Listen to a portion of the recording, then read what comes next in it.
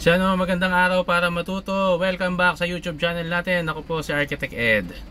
May tagas ba bahay mo? Huwag kang mag-alala, hindi ka nag-iisa. May tagas din yung bahay ko. Muulan. Kapag umuulan, yan yung problema natin. Ito, tignan mo, papakita ko yung ating pinag-uusapang problema. Bahay ko yan. Firewall. Firewall yan, no? Yung firewall na yan, kapag umuulan, teka, wiper natin ha. Yan. Kapag umuulan, sumisip-sip syempre ng tubig yan, no?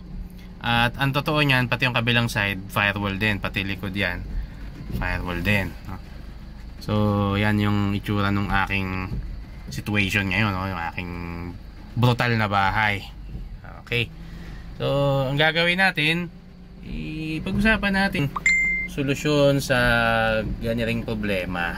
Okay, check this out. Isa namang magandang araw para matuto. Welcome back sa YouTube or sa Facebook page.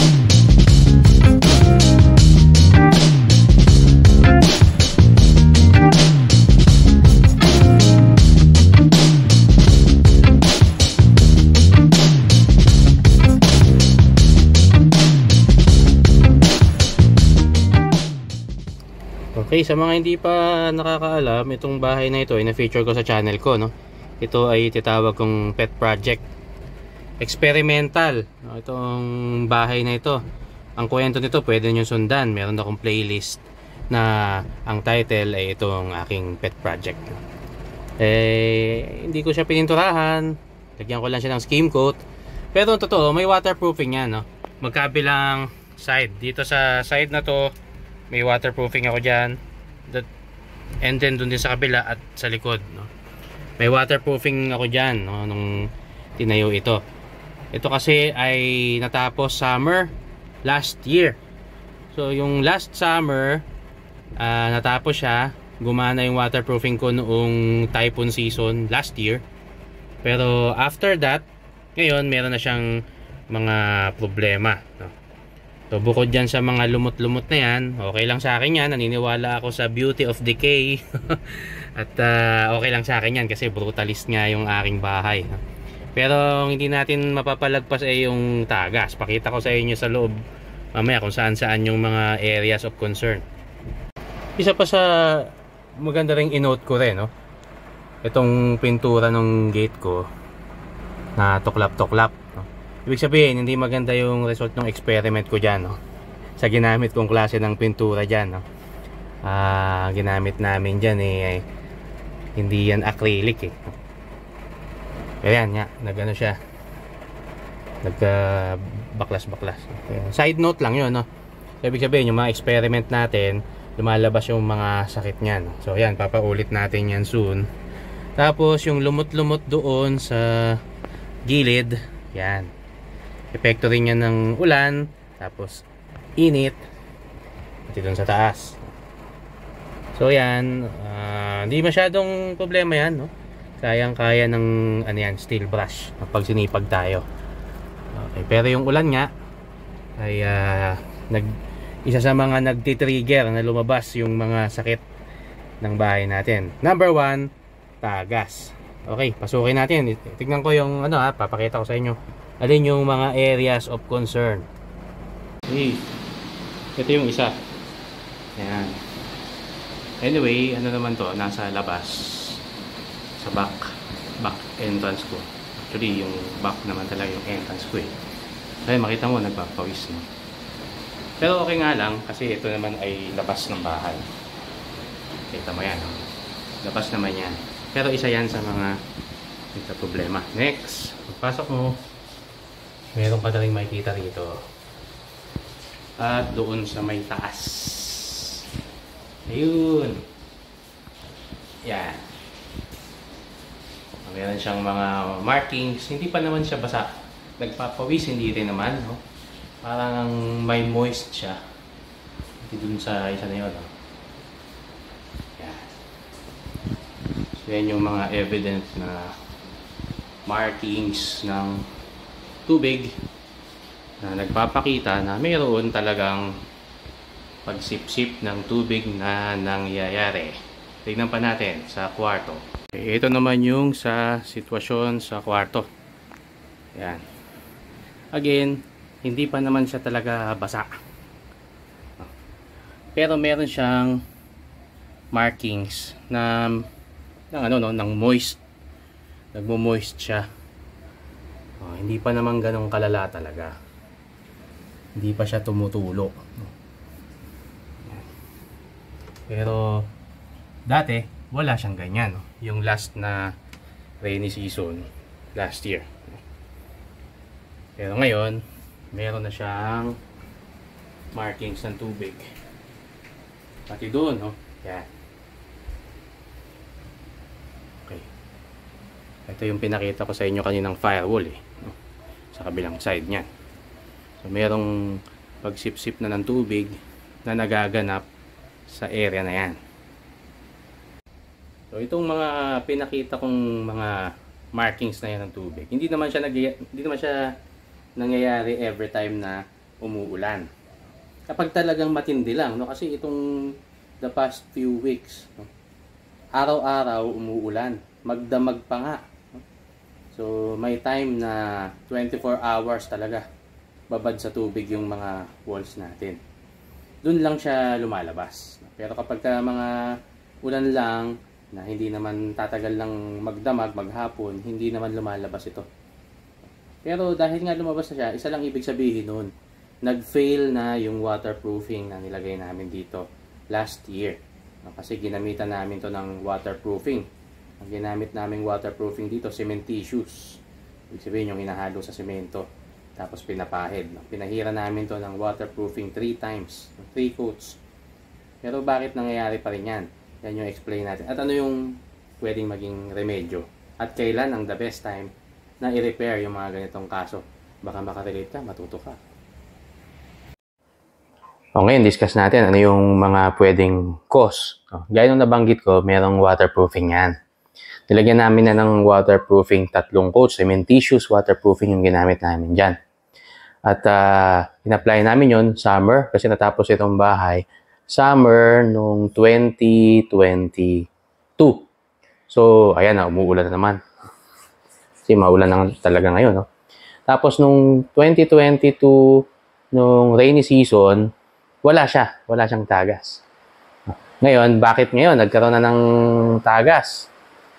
Okay. Kasi, yung exposed yung pader sa mga elements. Sobrang init. Tapos, yung ating film na film kasi yung na-form ng ating cementitious waterproofing. Yung film na yon, tinatungan namin ng skim coat. Over time, sa kasagsagan ng exposure niya sa mga elements, syempre, luminipis siya. At sa loob naman, yung concrete, pumuputok yan. No? Dahil ang concrete ay porous o may mga maliliit na butas-butas, no? Nagre-react yan sa temperature. So, isa sa mga reaction niya, natural reaction ng concrete, mag-crack. Kahit na hairline cracks, pwedeng pasukin ng tubig. No? Sa liit ng molecules ng tubig, ay kaya niyang mag-penetrate sa mga gahibla, no? Gabuhok na mga cracks. And since nakapag-form na siya ng mga cracks, madali nang pumasok yung tubig. Kahit pa meron siyang waterproofing. Anong remedyo? Ang magagawa natin ngayon ay maghintay. Hindi natin siya pwedeng i-repair ngayon na maulan pa rin. So maghihintay tayo na uminit at matuyo. Siyempre may deposito na ng tubig yan sa loob. May moisture na yan na pumasok sa loob. Kailangan matuyo din yun. No? Kasi humihinga yung concrete. No? Kapag pinahira na natin yan ng waterproofing na hindi patuyo yung loob, magkakaroon ng hangin doon, itutulak niya rin yung nilagay natin na waterproofing sa positive side. Pag sinabing positive side, yun yung pinagmumulan, yung labas. Tsaka yung negative side, yung sa loob. So, mas maganda, patuyuin muna natin yan. No? Baka nga magantay tayo hanggang summer. Doon tayo magre-repair. So, ang the best, tiisin muna. Kung meron tagas yung bahay mo ngayon, tiisin mo muna, palipasin mo muna itong tag-ulan. Pagdating ng summer, doon mo siya applyan ng waterproofing na available. At pasok sa budget mo. Ano-anong mga waterproofing yon? May mga videos na ako tungkol dyan na discuss ko na yung tungkol sa iba't ibang waterproofing. Pero sige, discuss ulit natin ngayon. Ang isa na pwede natin gamitin ay cementitious waterproofing. Kagaya nung ginamit namin dati. Dahil nga nagkaroon ng problema, baka iba naman yung gagamitin kong klase ng cementitious waterproofing. Pag sinabing cementitious waterproofing, hinahalo siya sa semento. So mabibili mo yan na nakagalon o kaya nakalito. Tapos yung chemical, lalagyan mo siya ng semento. Sundin nyo lang kung ano yung nandoon sa instruction, sa package. At you'll never go wrong kapag sinunod mo yun. Kasi yun yung pinag-aralan ng chemist na nag-design ng chemical na yon at ng waterproofing solution na yon. So yun, ipapahid nyo, patuyuin, bago nyo patungan uli. Ang usual na practice dyan, yung unang coating, kung horizontal ang pagkakapahid mo ng roller o ng brush, yung susunod na coating, pa-vertical naman. Ang karaniwan, 3 coats yan. Pero kung hindi gusto mo talagang makasigurado, pwede mo dagdagan ng dagdagan. At usually, yung cementitious waterproofing na ito na pinapahid sa surface ng pader, ay pwedeng patungan na ng pintura or sa case namin, pinatungan namin siya ng skin coat. Isa pang waterproofing ay yung crystalline. O yung crystalline or crystalline waterproofing. Itong crystalline or crystalline waterproofing, may dalawang forms to. Yung isa, inahalo rin sa simento tapos pinapahid sa surface. Yung isa naman, hinahalo sa palitada. Yan. So kapag magpapalitada ka, buhangin tsaka simento, yung binistay na buhangin, lalagay yung crystalline waterproofing doon. Tapos yung mixture na yun yung ipampapalitada. Yan. So meron tayong alam na brand niya, yung itawag natin na Sahara. Pero mas maganda, meron ka ng in-apply yung tinatawag na integral. Ibig sabihin, pag integral, hinalo sa palitada. Tsaka meron ka ring coating. So, yan yung mga pwedeng gamitin. Yung crystalline waterproofing. Then, nandyan din yung mga liquid applied na membrane. Pwedeng yan ay bentonite, pwedeng elastomeric, o anumang klase ng ina-apply na liquid. Binibili mo siya sa shop, sa store, ano na siya, karaniwan, ready na siya. Single component na siya, hindi na siya hinahaluan. O depende sa product. Pero yan yung nasa liquid form, pwedeng epoxy siya, pwedeng bentonite nga na waterproofing, pwede ring elastomeric. So, iba-ibang klase, Basta yan ay ina-apply na parang pintura. At syempre, nandyan din yung tinatawag natin na external waterproofing membranes. Ito ay karaniwan na nilalatag. Ginagamitan siya ng heat. Kasi yung iba dyan gawa sa bitumen, yung iba naman ay gawa sa rubberized asphalt. Para dumikit siya sa pader, ina-applyan siya ng heat. Inaapoyan siya ng suplete. Blowtorch applied na membrane. So, pwede rin sa walls yan, na kapag yan ay dumikit na sa walls, magsisilbi na siyang permanent na layer ng protection. Basta wag lang siyang mabubutas. So, yan yung mga pwede natin gamitin. Ang challenge lang kapag yung pader natin, hindi kagaya sa akin, yung pader ko ay walang kadikit. Pero kapag yung pader mo ay magkakadikit doon sa kapitbahay, hindi mo na magagamit yung mga binanggit natin. Ang magagawa mo na lang talaga, maglagay ng flashing. Yung flashing, yero yun. Pwede mong isaklob.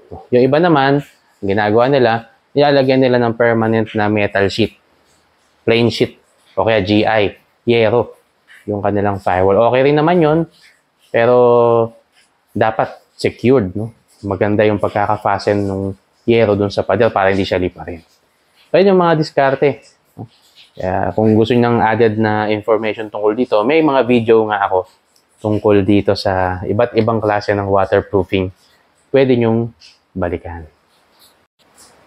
At hanggang dyan muna tayo. Maraming salamat po. Mag-ingat po tayo at Ngayon nga ay maulan, mabagyo, sana lahat tayo ay safe and dry.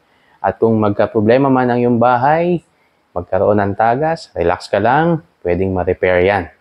Basta maghintay ka lamang. Patuyuin mo muna. Saka mo siya ipagawa. Para hindi masayang yung materyales, hindi masayang yung labor, at yung effort mo. At yung stress na dala ng ganyang mga bagay. Huwag mong kalimutan, minsan, o madalas, trial and error yung pag-water type ng pangapader natin.